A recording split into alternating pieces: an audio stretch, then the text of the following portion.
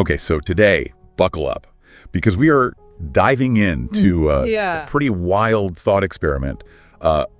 What happens when all those myths we thought we left behind come roaring back? And I'm not talking about some, grainy video of a UFO or some prophecy written on a wall somewhere. Exactly. I'm talking full-on Zeus on a chariot, Odin riding Sleipnir, that kind of comeback. Yeah. Our source material really goes there. And it gets really interesting really fast. It does. What I find fascinating is how the source material captures that initial shock, Like you're going about your day, scrolling through your feed, and suddenly, bam, the impossible. Right. It's right there. And it makes you think about, what do you actually believe, It really does make you wonder how we would even process that. Totally. It's not like, oh, there's Thor, better call the news. Exactly. It's not a slow news day. It's like the whole world changes. This is a complete upheaval of everything we thought we knew about, like the universe even. Exactly. And this source material doesn't just stop at the spectacle of it all, right? It digs into okay, so what does that look like? What does that actually mean? What's the societal, the political, even the theological fallout of something like that? Because it's not a simple us versus them. Oh, absolutely not. Yeah. In fact, the source material really highlights how the gods themselves are totally unprepared for this whole we're back tour. Oh, yeah. It's like they all got together and they missed a memo somewhere. Totally. They missed the meeting. They were expecting, I don't know, awe, reverence. Yeah, a couple of sacrifices, probably. Yeah, exactly. A well-timed sacrifice would be nice, right? But they're not getting any of that. They're getting skepticism. They're getting selfies. I bet. Probably a lot of questions about climate change, Oh, I'm sure. Can you imagine, Zeus shows up on his little cloud. Oh, yeah. Ready for, everyone to bow down, and they're all worried about the latest Twitter feud or whatever. Totally. What's trending on TikTok, yeah. Yeah, exactly. And it's not just Zeus, Right. Odin never went to miss an opportunity, right? Okay. Sees Earth as his new Asgard, which, knowing his track record, probably means a lot more mead halls. Oh, sure. And a lot less affordable housing. I was going to say rent's going to go way up. Oh, yeah. Forget about it. And then you've got poor Anubis. Oh, and he's just completely bewildered. He's like, wait, I went away for a little bit. Right. What happened? Everyone's glued to these screens, terrified of aging. And he's just like, did I take a wrong turn at the river Styx? What's going on? He's like, is this the afterlife? Because it seems kind of awful. Right. Yeah, it's that clash of expectations, right? That disconnect between what the gods anticipate and what they actually find when they get here. That makes this narrative so compelling. Right. Because it makes us ask if even these, quote unquote, all-powerful beings can be caught off guard by how much things have changed, by how much we've moved on. What does that say about us? Exactly. What are we clinging to that maybe we need to let go of? What sacred cows are we holding on to that might not be so sacred after all? And that's where Dr. Lena Avery comes in. Yes. Okay. Yes, Dr. Avery. She's a character in this story. She's great. Oh, she's the best. And she brings this much needed dose of logic and reason to the table. Because you've got gods running around saying, build me a temple. Oh my gosh. People are losing their minds. Social media has officially imploded. You need somebody to be like, hold on, everybody, just take a breath. Maybe we can figure this out. Exactly. And that's what Dr. Avery does. She doesn't just dismiss the gods outright. She's like, okay, let's look at this scientifically. Let's understand what's happening. Right. It's the source of their abilities. How does this even work? So what does she find? Because what she uncovers it's pretty mind-blowing. It really is mind-blowing. So you've got this utter chaos happening, right? Gods are running around, vying for control again. Humans are just trying to process the impossible. Right. And then you've got Dr. Avery, who's in the thick of it all, trying to apply, scientific principles to what looks like, pure fantasy. Because in a world where, we can explain lightning, we can predict earthquakes, the idea that it's just Zeus and Thor hanging out. Right. Yeah. It's a lot. That's got to raise some eyebrows, even for, the most open-minded scientist. For sure. And what I think is so interesting is that Dr. Avery, she doesn't just go in with this assumption that it's all a hoax. Right. Or that everyone's hallucinating. Yeah. She's like, no, there's something real here. She starts looking for patterns, for underlying principles that can explain what everyone's seeing. So what does she find? Okay, so get this. Okay. She discovers that the gods' power, it isn't tied to some, ancient artifact, right, or some like weird celestial alignment. Okay. It's something way more profound, way more connected to us than I think any of us would expect. Okay. Their power, she discovers, is fueled by belief itself. Wait, hold on. So you're saying these beings who can like control the weather, yes, they can move mountains. Literally, yes. All they're running on is what we think. Essentially, yes. It sounds wild, right? It's kind of a lot to process. It is. It is. But the source material, it really makes you think about it. It's not about rituals. It's not about how many sacrifices you make.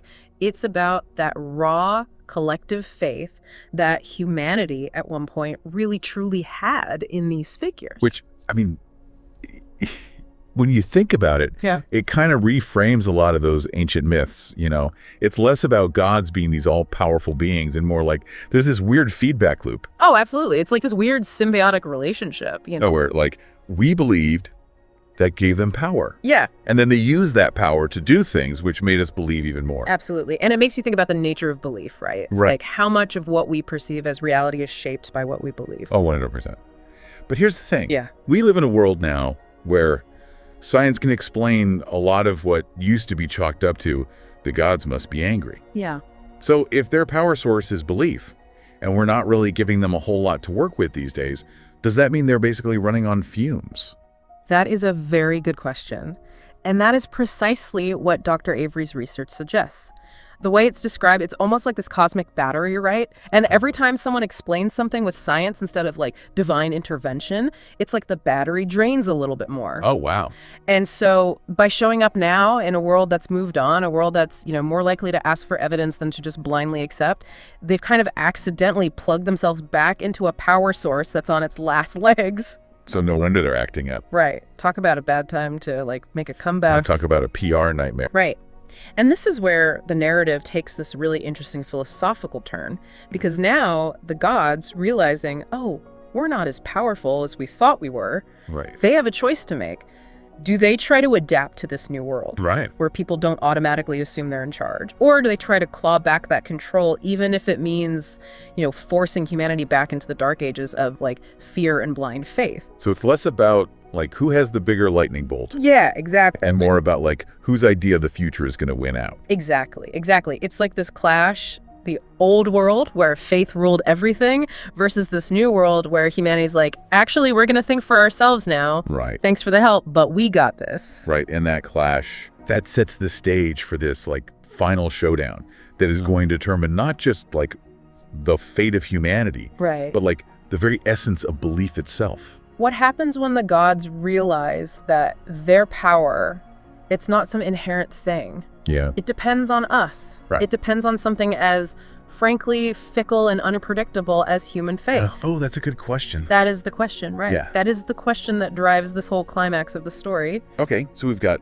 like a planet full of humans who have no idea what's going on. Right. You've got a bunch of deities who are like realizing that maybe their PR team needs an overhaul. Yeah, a little bit. And this real tension of like, are they going to use their powers or are they not? What's going to happen? Yeah, and this is, I think, where the source material really gets interesting, because it doesn't just go for that like big obvious CGI battle. Right. Don't get me wrong, things get intense. Okay. Like there are showdowns, there are like displays of power that would make like a nuclear explosion look like a little sparkler. Right. But the real fight, it's way more like complex. Yeah. It's way more like in your head. It's like, what's scarier? Right. Like a god throwing lightning at you, right, or a god making you think that like up is down and down is up. Exactly. And I mean, some of the gods, they don't handle it well. Yeah. Zeus, classic Zeus, he goes full king of the gods. Right. Like, I'm back. Did you miss me? Totally. I am Zeus, hear me roar. Right. Which, to be fair, worked out pretty well for him in the past. Back in the day, yeah. Right. But Odin's got a plan. Odin's always got a plan, right? Super strategic. He sees this as like, okay, new Asgard, let's go. Earth 2.0. Earth 2.0, but with like way more fighting and probably a lot less regard for, zoning laws and building codes. Can you imagine trying to get a permit for Yggdrasil? Forget about it. Oh, a nightmare. They would be like stuck in committee meetings for centuries. Oh, totally. Bureaucracy would take care of them. That's how they get you. Yeah, exactly. But it's not all, power-hungry gods trying to, take over the planet. Some of them actually, get it, Okay. Like Horus, he kind of understands, the balance of things, Right. ebb and flow of power. And then there's Thor. Okay, Thor, the god of thunder. Mr. Beer, bring me another beer. He gets it. It's kind of a surprise, right? But he becomes, this unlikely voice of reason. Wow. The source material really portrays him as having this deep understanding of what it means to be a protector. Right. A guide, not a ruler, Yeah. And he sees humanity's progress not as a threat, but as a sign that, maybe we're growing up a little bit. Okay, that is not what I expected from Thor. Right, it's a twist, but it makes you think. Right. Yeah. For sure. So Thor's on board with, letting humanity figure things out. Yeah. What about, the big guy? What about Zeus? Yes. How does he handle, being shown up by, the god of parties? It all kind of comes to a head in this big confrontation. Sure. Thor actually confronts the other gods, and he basically tells them, look, we were supposed to be guardians, not dictators. It's time to, let go. Wow, mic drop moment. Yeah. So what happens? Does Zeus just okay, fine, everybody back to Olympus, we're done here? Not exactly. There's this, really sad scene where Zeus, he's furious. He tries to, unleash his full power, and nothing. It's gone. The belief that used to fuel him, it's just gone. He kind of, fades away almost like a memory. Wow. And one by one, the other gods who are holding on to that old way of doing things, they fade away too. It's like the universe itself is saying, wrap it up, guys. The future's happening, whether you like it or not. Yeah, exactly. Your 5 minutes are up. Yeah, sorry. Next.